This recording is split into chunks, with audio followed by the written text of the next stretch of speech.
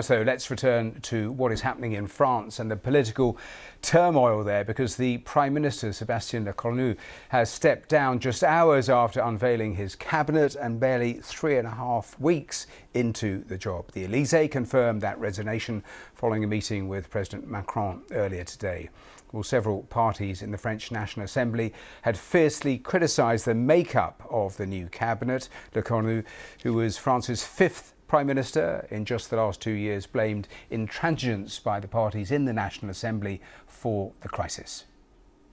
Well, let's go live to Paris and our correspondent there, Hugh Schofield. And Hugh, even by France's standards of late, it's extraordinary, another round of huge instability there.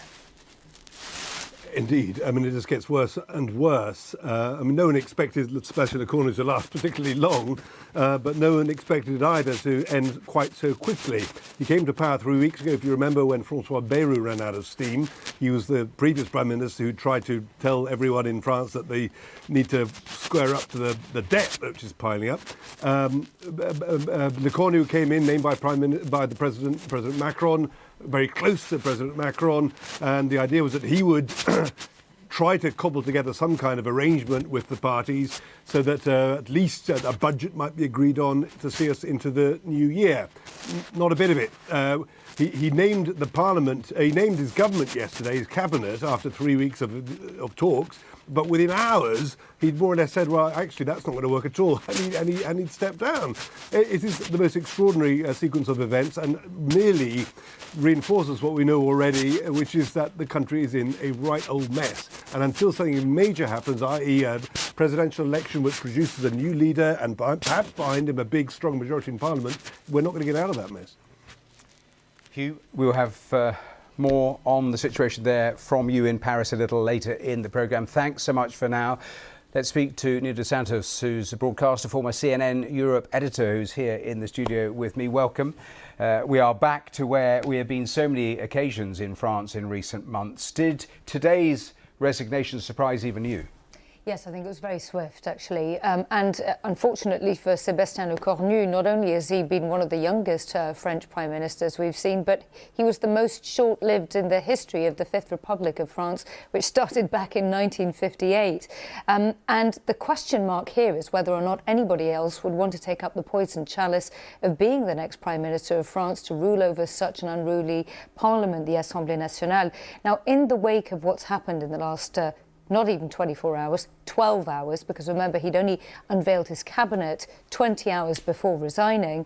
What we've had is pressure coming from both the left and the far right to demand new snap parliamentary elections. Well, that's where it obviously I want to go to, which is what are the options now? So the options for Emmanuel Macron are threefold. One, he could nominate a new prime minister. He hasn't had much luck with that, as we've seen over the last 15 months or so. Left and right parties will say that's largely because he's nominating people who are from his centrist movement, and they are not the people who got the lion's share of the vote. The vote was split three ways, and actually the left and far left together got just marginally more than some of the other parties in the last parliament. He could dissolve parliament and call new slap parliamentary elections, because now it's been a year since the last ones, or he could full-on resign, but he doesn't have to until 2027. Now, so far, we haven't had a comment from the Elysée about whether or not he might do the last two things, but in previous instances, he has been loath to call new parliamentary elections, and he's also said he's going to serve his full mandate until early 2027. Just briefly on this question, I mean, it underlines, we already knew it, but it underlines that decision by Macron back in 24 to have that snap election. It is totally backfired. It's been disastrous. It's been disastrous for him, and also lots of French people you speak to feel that he's mentally moved on, that he's now thinking about grand plans, burnishing his credentials potentially to run for some big international body, and they feel, many of them, quite abandoned by the current political class. You've got this big disconnect between how ordinary French voters view the elite political class in France, and that is pushing them further and further towards extremes. It's also pushing them towards the seductive idea of potentially taxing some of the wealthiest business owners, the French elite, 2% of the value of their wealth inside the country every single year, because essentially People in France believe that the French elite now have precipitated this crisis and should be paying more for it rather than the kind of austerity budgets they can't get through Parliament. And of course, whilst this political crisis goes on, we've continued to see the street level protests reflecting a lot of what you're saying about where public opinion is. And of course, all the while, the backdrop to all of this, or one of the backdrops, is that looming French budget deficit, and that still hasn't been grasped, has it? And that has all sorts of potential consequences. Well, what's happened in the last few hours means that France can't pass a new budget to rein in that budget deficit that's hovering between 5.6 and 5.8% of GDP. What that means is it's almost double the EU's own ceiling. Lots of people inside the EU will argue that Brussels has allowed France, as the second biggest economy in the Eurozone, to get away with this for far too long. It's an existential crisis, not just for France, but the rest of the Eurozone and for the single currency.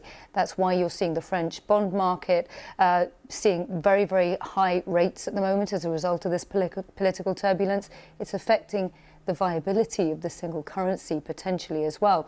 Now, with this political impasse, it means that France can't make those cuts that it needs probably until the end of this year.